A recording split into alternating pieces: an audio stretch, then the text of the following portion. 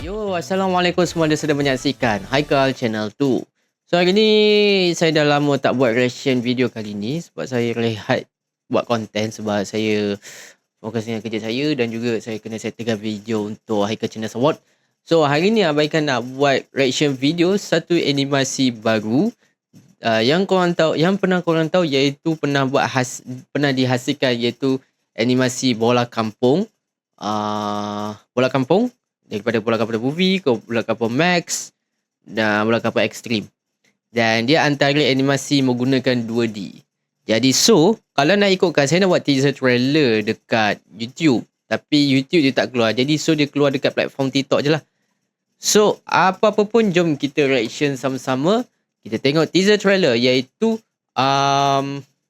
Kisah Bawah Tanah. Dan mengatakan dia akan keluar pada bulan Mac nanti. Betul ke bulan Mac Mungkin nanti korang tengok lain yang dekat ending video nanti. Alright. So let's go. Kita akan reaction sama-sama. I guess ready? 3, 2, 1. Okay, ready semua? Kita live in 5, 4, 3, 2. Oh, wow. Okay. Alright. 29 Mac. Okay, alright. So teasernya sikit sahaja.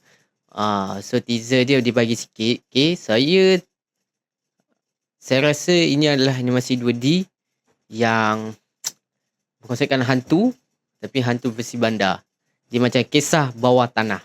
Cerita hantu ada pocong, ada Pontianak, ada hantu apa jenis toyol pun ada, semua ada.